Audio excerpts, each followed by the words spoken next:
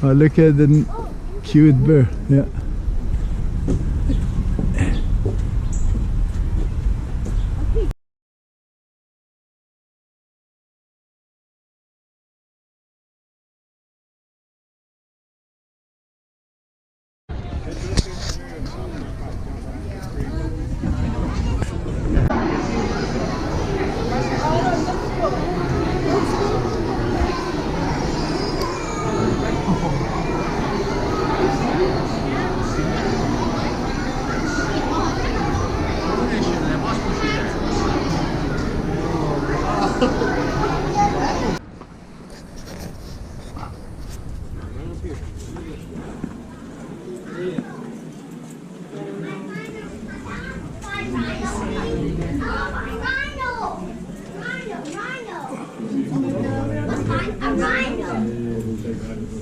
Oh, they're coming, they're coming. Look.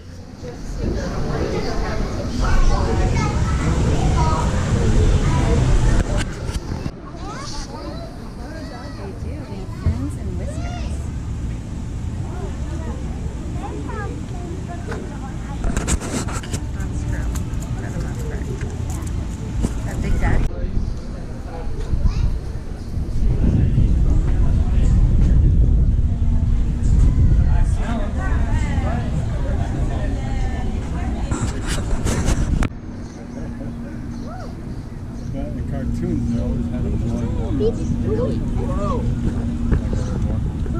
It's Carla.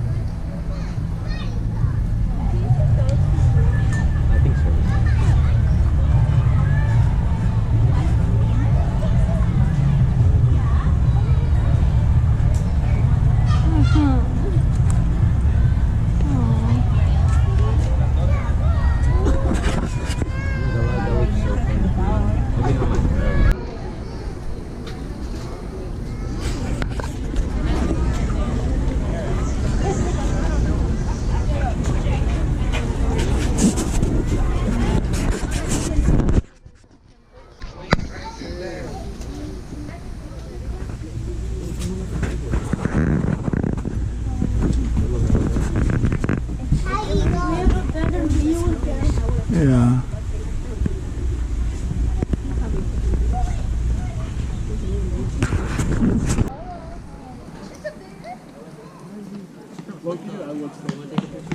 Oh, look at the bear. Oh, it's coming. There. Alright, how's everybody doing today? My name is AJ, one of the Asian bear keepers. My pal, I'm about to feed him too. full-grown, 9-year-old Chinese bear. He weighs about 3 What's up, 9 years old? Oh, he's eating. bags. It's easier to throw stuff over like that. So, just a little bit of rich and foreign material too. These guys are very resourceful when it comes to food, very industrious in finding their own food. We do feed him a couple times a day. He himself probably 15 to 20 pounds of fruits and veggies a day. But he is an omnivore, so he does also eat meat. So in the bags, I've also got some fish. A couple times a week, he does get some beef bone. He eats like mealworms and crickets and bugs and all kinds of things like that. These guys are wet and dry season bears, so they do not hibernate. So when food is plentiful during the rainy season, they're going to be eating all their fruits and veggies and roots and things like that. They can be a little more industrious in the dry season. You'll see if you look up at the tops of the trees, they've pretty much stripped all the leaves and bark off of the trees. So they can do that to get any kind of nutrients they can from anywhere they can.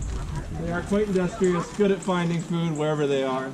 I call these guys sleepers and scroungers, so they're either passed out asleep or they're scrounging for food. You will notice once I go over and feed mom and the babies, the big size difference between the males and the females.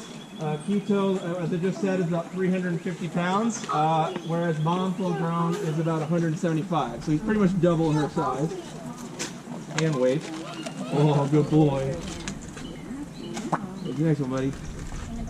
So these guys are totally at home being up high, and that's up high elevation-wise because they're from the Andes Mountains, but also up high in trees as well. They're excellent climbers. They're very at home walking along the rock work here. Oftentimes in the morning, typically they're in the opposite yards, but the babies will be way up in the tree here, taking naps early in the morning. Oh, good boy, Quito. There's one more. So Quito, as the male, will spend about 98% of his life by himself. He's totally comfortable being by himself, solitary. He will peek over the wall just to see what the cubs and mom are up to. But oftentimes, particularly when the cubs were smaller, mom would sit on the rocks and growl back at him and stay away. Because the biggest threat to bear cubs, besides humans of course, is male bears. So typically, since they have nothing to do with raising the young, if they come across them, they have no idea if they're even theirs. And as I said, they're very opportunistic with their meals, so they might see a tiny little bear cub as a tiny little bear snack. Do they climb down these rocks? No, they can, but no. They know that all their food is always up here, and so that's just an extra barrier to help protect them, help protect us. When the cubs first came out onto the yard, one of them actually did slip and fall down into the well. There was about 10 minutes of panic, and everyone's like, oh my God, what do we do, what do we do? And then the baby climbed back up himself. So, and that was, you know, a couple months old. So they're very capable climbers. They don't climb out this way because it's a sheer face on the inside. We got the two boys that just popped up. You have Ian on the left with a little triangle on the right, that slight little dash. Hi, Sean. Harry Potter looking star. So same things are in the bags. They've got grapes, mixed nuts. There's supposed to be some hard-boiled eggs in here, a couple fish, and then a couple of pear slices just to weight them down so I can get them over the smoke.